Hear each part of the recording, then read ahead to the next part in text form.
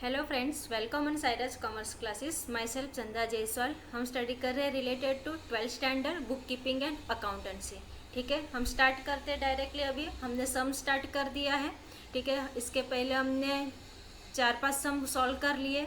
तो अगर वो नई वीडियो देखे रहेंगे तो प्लीज़ वो वीडियो पहले देख लो, फिर ये वीडियो देखो। ठीक है, ताकि आपको अच्छे से कंसेप्ट क्लियर हो जाए।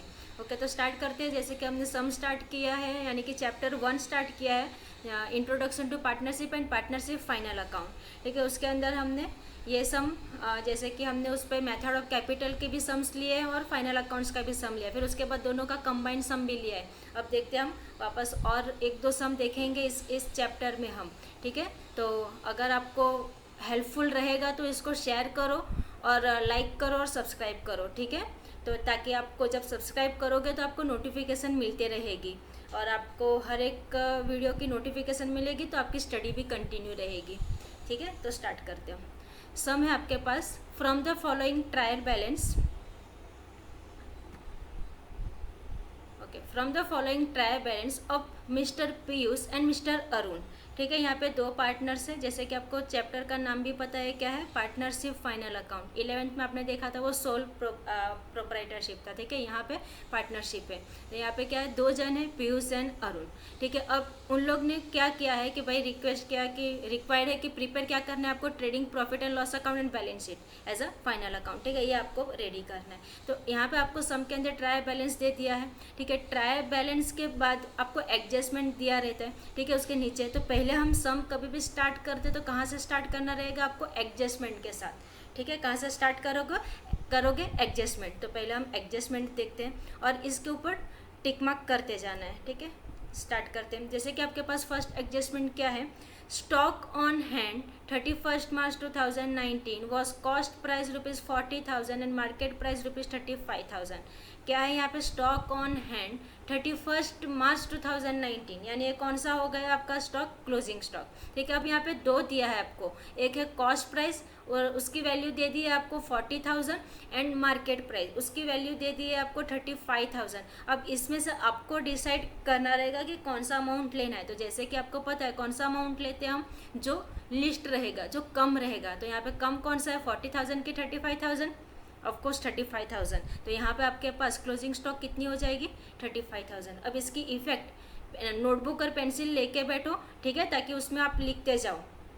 ओके, तो यहाँ पे आपके पास क्या है, क्लोजिंग स्टॉक है आपके पास कितना, 35,000 और 35,000 है। ठीक है, तो इसकी एंट्री क्लोजिंग स्टॉक की जैसे कि आपको पता है कहाँ पे जाएगी, एक तो बैलेंस शीट में असेट साइड।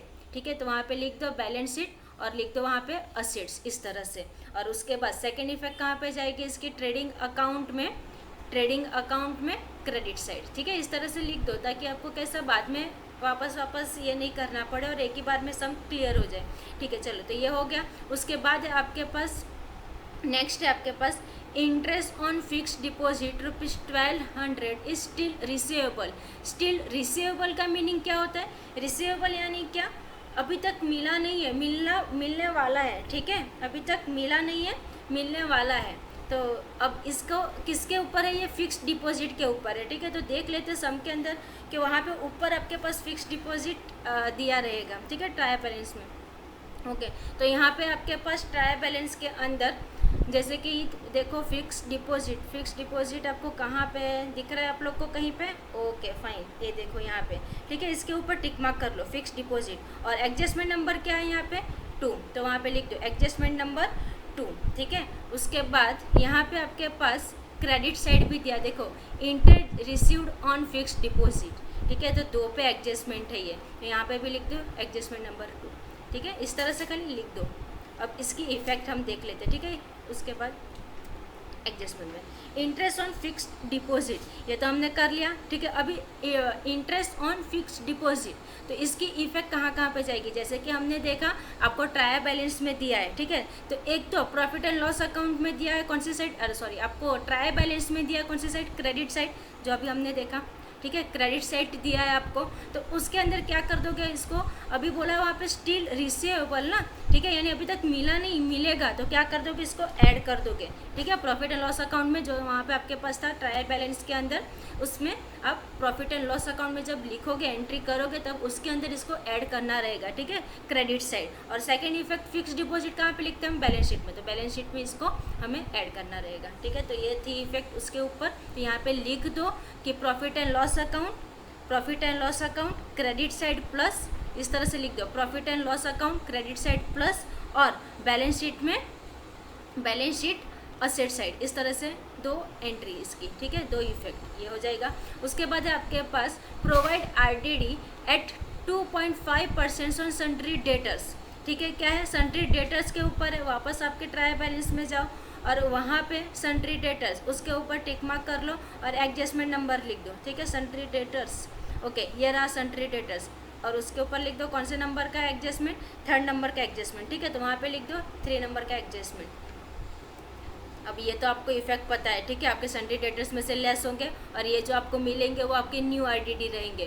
तो देखना है आपको सम के अंदर अगर ओल्ड आरडीडी या ओल्ड बैड डेब्ट्स वगैरह कुछ दिया है क्या, तो एक बार चेकआउट कर लेंगे और उसके ऊपर भी टिक मार्क कर देंगे हम। ठीक है, बैड डेब्ट्स दिया है आपको ट्रायल बैलेंस में, और ट्रायल बैलेंस में बैड डेब्ट्स दिया है, तो ये हम कहाँ पे लिखते हैं, प्रॉफिट एंड लॉस अकाउंट में। कौन सी साइड है, ये डेबिट साइड है, तो ऑफकोर्स डेबिट साइड ही लिखेंगे। ठीक है, तो ये आपका आ जाएगा डेबिट साइड, और उसके अंदर ये तो था ओल्ड, अब जो मिलेगा आरडीडी वो आपको रहेगा न्यू। ठीक है, तो उसकी इफेक्ट इसके ऊपर भी जाएगी, प्रॉफिट एंड लॉस अकाउंट में भी। तो वहाँ पे हम वापस एडजस्टमेंट में जाके यहाँ पे लिख देते कि इसकी इफेक्ट कहाँ पे गई। एक तो सिंपल है सन्ड्री डेटर्स में से माइनस, तो सन्ड्री डेटर तो लिखा ही है। ठीक है, यहाँ पे तो सन्ड्री डेटर्स के अंदर अंडरलाइन कर दो, वहाँ पे कर दो माइनस, कि हाँ भाई ये सन्ड्री डेटर्स में से माइनस होगा, इस तरह से। ठीक है, और सेकंड इफेक्ट कहाँ पे जाएगी आपकी, कि प्रॉफिट एंड लॉस अकाउंट में आपको बैड डेब्ट दिया है। ठीक है, तो वो बैड डेब्ट के अंदर अब ये न्यू आरडीडी मिला, तो क्या कर दोगे, ऐड कर दोगे। तो सिंपल यहाँ पे लिख दो प्रॉफिट एंड लॉस अकाउंट, और किस में ऐड करना है, आपके बैड डेब्ट में, बस इस तरह से लिख दो। ओके, अब आगे बढ़ते हैं। आगे क्या है आपके पास, डेप्रिसिएट फर्नीचर बाय 5%। ये इफेक्ट तो सबको पता है, डेप्रिसिएट क्या है, फर्नीचर बाय 5%। तो इफेक्ट आपको किस पे दिखानी है, फर्नीचर। ठीक है, तो फर्नीचर सम के अंदर फर्नीचर, ये रहा फर्नीचर, उस पर लिख दो एडजस्टमेंट नंबर कौन सी है, ये 4th। ओके, ये लिख दिया हमने 4th। अब ये आपको पता है फर्नीचर हम कहाँ पे लिखते हैं, बैलेंस शीट में असेट साइड। ठीक है, उसमें से फर्नीचर जो डेप्रिसिएशन है उसको क्या करते हैं, माइनस करते हैं, यानी तो एक बैलेंस शीट में फर्नीचर में से माइनस हो जाएगा 5%, उस पर हम कैलकुलेट करेंगे। तो सेकेंड इफेक्ट डेप्रिसिएशन की कहाँ पे जाती है, प्रॉफिट एंड लॉस अकाउंट में। ठीक है, तो प्रॉफिट एंड लॉस अकाउंट में, और ये कौन सी साइड जाएगा आपका, प्रॉफिट एंड लॉस अकाउंट में डेबिट साइड, क्योंकि लॉस है। ठीक है, तो डेप्रिसिएशन ऑन फर्नीचर आप लोग लिख लोगे इसके अंदर प्रॉफिट एंड लॉस अकाउंट में, एक इफेक्ट, यानी ये हो गई दो इफेक्ट। अब आगे बढ़ते हैं। यहाँ पे आपके पास goods of ₹8,000 destroyed by fire and insurance company admitted a claim of ₹6,000 only. अब ऐसी एडजस्टमेंट आपको थोड़ा सा कंफ्यूज करती है, लेकिन ईजी है, ध्यान देना। मैं एकदम सिंपल वे बताती हूँ ताकि आपको हरदम के लिए ये एडजस्टमेंट याद रह जाएगी। ठीक है, तो क्या है यहाँ पे, देखो गुड्स है, अब गुड्स है यहाँ पे। ठीक है, कितने का लॉस हो, यानी कि कितने का डिस्ट्रॉय हुआ है, 8,000 का। यहाँ पे क्या बोला है कि गुड्स ऑफ रुपीज़ कितना, 8,000 डिस्ट्रॉय बाय फायर। ठीक है, फायर के थ्रू वहाँ पे यानी कि पूरा डिस्ट्रॉय हो गया, कितने का, 8,000 का गुड्स है।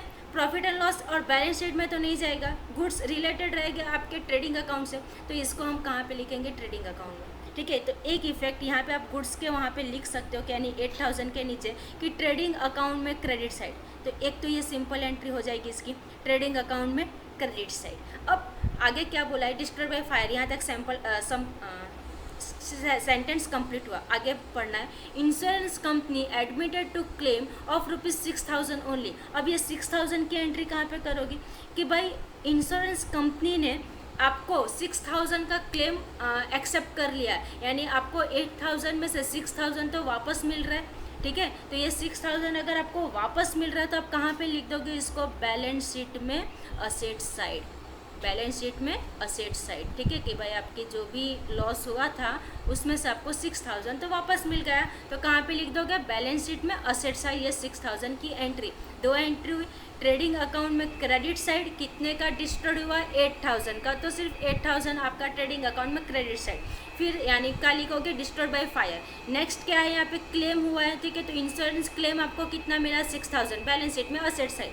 अब 8,000 और 6,000 कुछ डिफरेंस तो है, ठीक है। तो यहाँ पे कितना है आपके पास, 8,000 है, ठीक है। 8,000 का गुड्स डिस्ट्रॉय हो गया, उसमें से 6,000 आपको वापस मिल गया, ठीक है। तो अब आपके पास बाकी कितना रहा, 2, यानी कि 2,000। तो ये 2,000 का क्या हो गया होगा, ऑफ कोर्स लॉस हो गया। 2,000 का क्या हो गया, लॉस हो गया। और लॉस को हम कहाँ पे लिखते हैं, प्रॉफिट एंड लॉस अकाउंट में डेबिट साइड। तो 2,000 की जो यहाँ पे लिखोगे, यहाँ पे आप एज अ वर्किंग करके लिख दो, जैसे कि मैंने लिखा यहाँ पे, ठीक है। 8,000 माइनस 6,000, आपके पास अब कितना बाकी रह जाएगा, 2,000। और ये 2,000 का इफेक्ट कहाँ पे दिखाओगे, प्रॉफिट एंड लॉस अकाउंट में, प्रॉफिट एंड लॉस अकाउंट में डेबिट साइड, ठीक है, क्योंकि लॉस है ना, ठीक है। तो ये हो गया आपका। इस तरह से अगर आप ऐसे लिखते जाओगे ना तो आपको सम करने में आसानी रहेगी, ठीक है। बाद में घड़ी घड़ी आपको वापस सोचना नहीं पड़ेगा, वापस ये नहीं करना पड़ेगा। तो एक बार अगर लिख लिया तो आपके माइंड में पूरा पिक्चर क्लियर हो जाता कि अब ये सम के अंदर है, ठीक है। अब हम देख लेते हैं पोस्टिंग, ठीक है। पोस्टिंग फटाफट कंप्लीट करते हैं। ओके, फर्स्ट क्या है आपके पास, स्टॉक, 1 अप्रैल 2018, ठीक है। तो ये कौन सा होगा आपका, ओपनिंग स्टॉक। ओपनिंग स्टॉक कहाँ पे लिखते हैं हम, ट्रेडिंग अकाउंट में, डेबिट साइड। परचेस, अब यहाँ पे परचेस सैलरीज, ये सैलरीज ना प्रिंटिंग मिस्टेक है, ठीक है। यहाँ पे सैलरीज नहीं आता है, ये प्रिंटिंग मिस्टेक है। बुक में इस बार बहुत प्रिंटिंग मिस्टेक है, तो ज़रा ध्यान देना, ठीक है। तो यहाँ पे पर सैलरी आपकी प्रिंटिंग मिस्टेक है, सैलरी नहीं आएगा। यहाँ पे सिर्फ है आपका परचेस, ठीक है। तो ये परचेस 80,000 कहाँ पे जाएगा, ट्रेडिंग अकाउंट डेबिट साइड, लिखते जाओ वहाँ पे, trading account debit side. Salary profit and loss account debit side, ठीक है। इस तरह से लिखते जाओ, profit and loss account debit. फिर वेजेस, वेजेस कहाँ पे जाएगा, ट्रेडिंग अकाउंट डेबिट। कैरेज, अगर यहाँ पे इनवर्ड आउटवर्ड कुछ नहीं दिया है तो एक चीज़ ही एज्यूम करनी कि ये जाएगी आपकी ट्रेडिंग अकाउंट में डेबिट साइड, ठीक है। तो यहाँ पे लिख दोगे ट्रेडिंग अकाउंट डेबिट। फिर है आपके पास royalty, trading account debit. Freight, trading account debit. Printing and stationery, अब ध्यान में देना, यहाँ पे आप लोग ने ट्रेडिंग अकाउंट डेबिट ज़्यादा कर लिया तो printing and stationery trading account debit मत कर देना, ठीक है। ये कौन किस में जाएगा आपका, प्रॉफिट एंड लॉस अकाउंट में। प्रिंटिंग एंड स्टेशनरी ऑफिस से रिलेटेड चीज़ें हैं, ओके। तो ऑफिस से रिलेटेड चीज़ें हम कहाँ पे लिखते हैं, प्रॉफिट एंड लॉस अकाउंट में। तो प्रॉफिट एंड लॉस अकाउंट में डेबिट। फिर है सन्ट्री डेटर्स, तो सन्ट्री डेटर्स कहाँ पे जाता है, बैलेंस शीट में asset side. Furniture balance sheet assets. Lease hold property, अगर लीज होल्ड नहीं समझ में आए तो प्रॉपर्टी तो समझ में आता है, कहाँ पे जाएगा, balance sheet assets. Investment balance sheet assets. Travelling expenses, expenses है, कहाँ पे जाएगा, ये जाएगा आपका profit and loss account debit. Advertisement profit and loss account debit, ये भी हिडन एडजस्टमेंट है। यहाँ पे बोला है फॉर 3 ईयर्स, सेम एडजस्टमेंट मैंने आपको लास्ट वीडियो में करवाई है, वहाँ पे 2 ईयर्स था, यहाँ पे 3 ईयर्स है, सेम एडजस्टमेंट है, ठीक है। फिर उसके बाद है आपके पास बैड डेब्ट्स, कहाँ पे लिखते हो, profit and loss account debit. Discount allowed profit and loss account debit. Cash in hand balance sheet assets. Cash at bank balance sheet asset. Fix deposit balance sheet assets. Clear हो गया debit side. अब यहाँ पे credit side, credit side आपके पास क्या है, capital account, उसमें कौन है, पीयूष अरुण, कहाँ पे लिखोगे, balance sheet assets, sorry liability, ठीक है, बाय मिस्टेक सॉरी। यहाँ पे क्या आएगा आपके पास, क्रेडिट साइड है, और capital account balance sheet liability side. Sundry creditor balance sheet liability side. Interest received on fix deposit, okay, ये कोई बता सकता कहाँ पे जाएगा, interest received on fix deposit, ठीक है। तो ये जाता है आपका प्रॉफिट एंड लॉस अकाउंट में क्रेडिट साइड, क्रेडिट है ना तो क्रेडिट साइड ही जाएगा, ध्यान में रखना। और आपको रिसीव हो रहा है तो interest received on fix deposit, profit and loss account credit side. Bank overdraft आपका कर्जा है, बैलेंस शीट लायबिलिटी साइड। फिर आपके पास सेल्स, तो सेल्स तो सबको पता है, ट्रेडिंग अकाउंट क्रेडिट साइड। ये हो गई पोस्टिंग।